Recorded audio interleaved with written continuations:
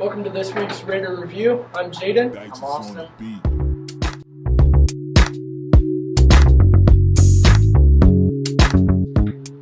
Let's check out the alumni basketball game with Gabe. Hi, I'm here with Mr. Snyder. So, Mr. Snyder, can you tell us a little bit about the alumni basketball game?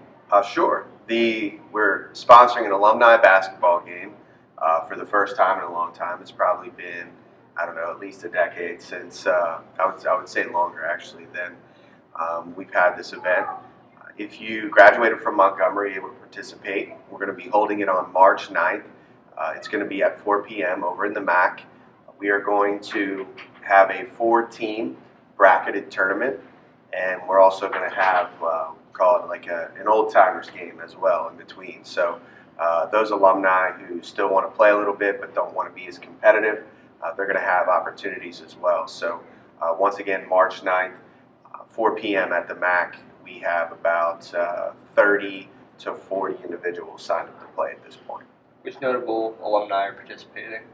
Oh wow, we have a slew of alumni on the 1,000-point banner. Some names that you guys probably recognize, kind of recent graduates. Cam St. James is one of the people who really helped me organize this event and reached out to a lot of his classmates and friends. We have Katie Ulrich, we have Mrs. Furman in the elementary, we have, there's a ton of people who have signed up to play. So I think, Pat Dietrich, another 1,000-point scorer, is playing. And so I think probably maybe half a dozen to 8 of the individuals who are on that 1,000-point banner are going to be playing on Saturday. Okay, and how do students get involved with this? Basically, this is an event for alumni. All the benefits of that night will go towards our basketball program, so boys, girls, and also the booster club. So we're just going to split everything 3 ways. So it's a way for the students to give back to the booster club and to their basketball programs, come out, support the community, support our alumni in raising a little proceeds.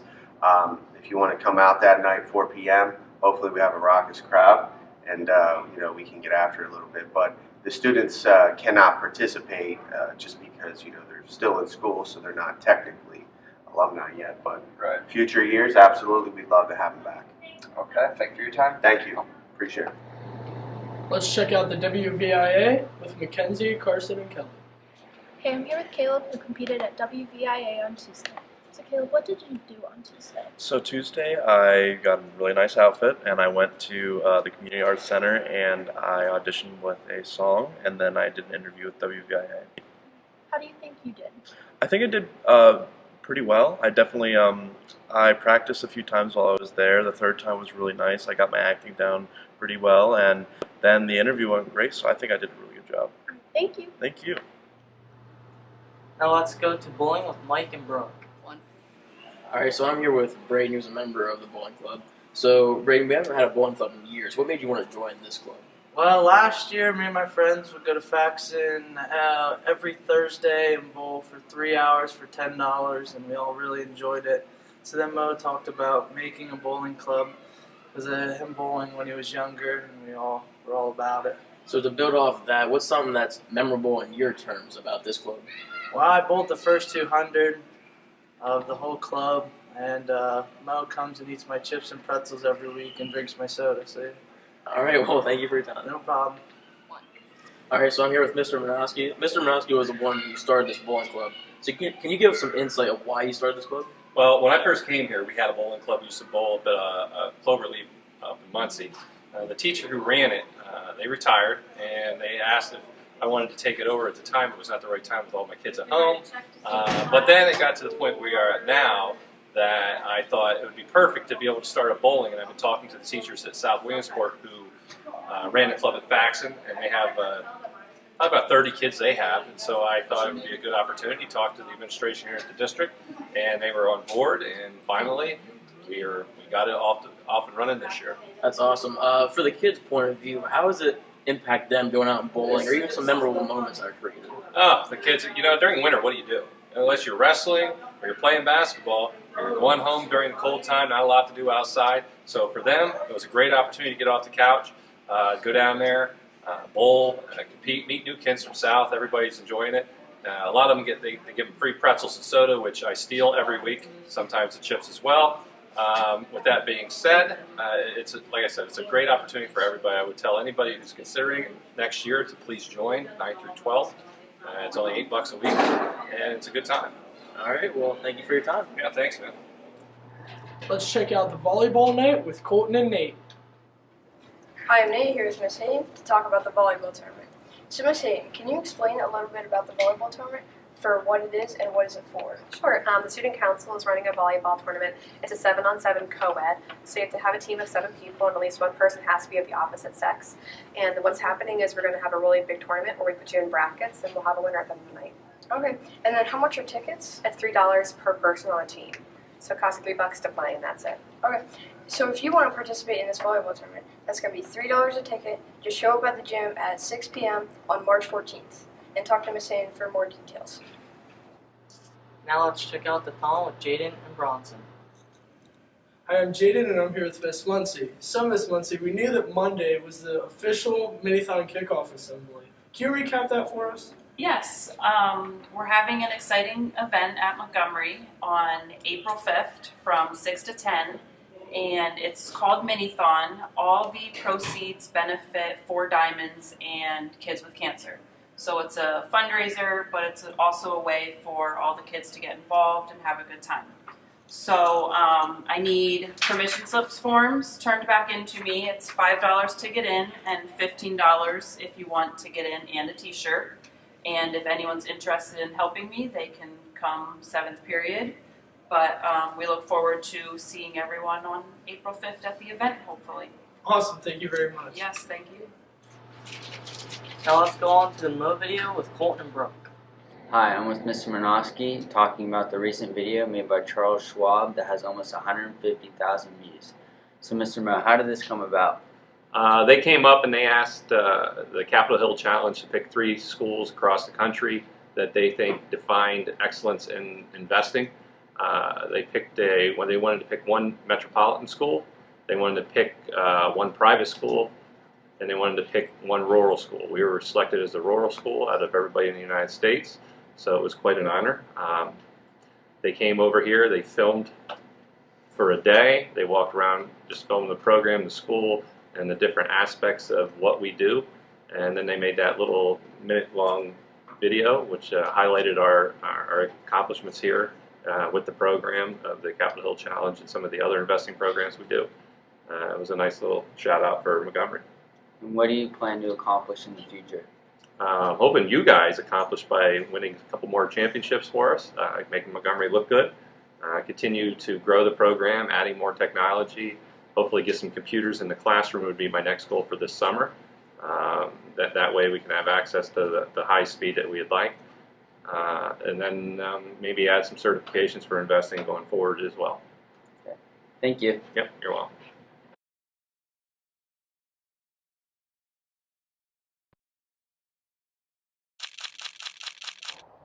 How I became a teacher is I wanted to be able to make a mark on the world. I wanted to help people. So I went back to school for another 2 years and got my teaching degree, and lo and behold, here I am at Montgomery, and I wouldn't trade it for the world.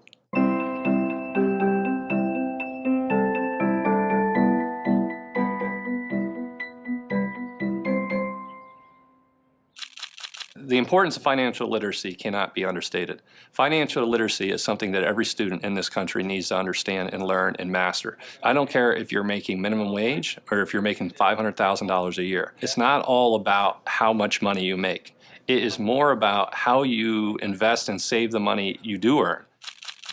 It's very hard to keep kids' attention when you're teaching. I personally approach teaching with the idea of being very interactive, being personable. When I come to work, I don't come to work. I go see my second family. And that's not just a saying, it's the truth. I live by it.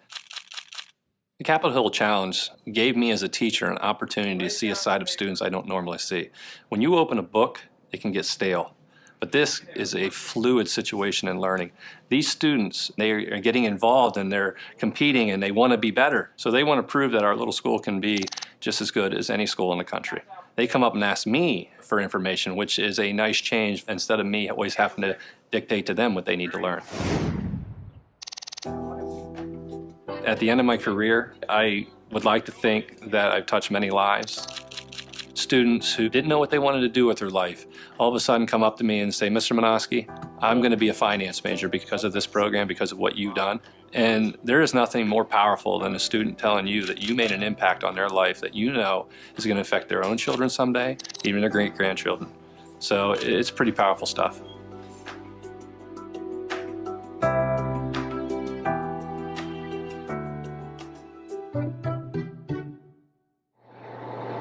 Now let's go to a special interview with Mr. Snyder. What's going on, Raider Nation? Mr. Snyder here with the Winter Sports Update. Excited to be back on the broadcast bringing you the latest information on Montgomery athletics. We're going to start out with the wrestling team. The wrestling team had begun their postseason 2 weeks ago at the sectional tournament. The team had a very strong performance. We qualified 5 individuals for the district tournament, which took place last weekend at Williamsport. The sectional tournament was held at Hughesville High School. We had 5 individuals qualify, which were Kai Felix, Hunter Leeds, Colby Puderball, and Dan Beckley, all finished in 4th place in the section, which earned them the right to compete in Williamsport last weekend. Devin Dean finished in 2nd place in our section, which he also qualified for the district tournament. Fast forwarding or rewinding a little bit to 1 week ago at the district tournament, 4 of our 5 wrestlers were eliminated. Devin Dean finished 4th place and qualified for the regional tournament, which will take place this weekend at Williamsport High School. Congratulations to all 5 of the wrestlers earning their shot at the district crown, and also good luck to Devin on the regional tournament this weekend at Williamsport. He must place in the top 4 in order to qualify for the state tournament in Hershey next week. So congratulations and good luck to Devin this weekend.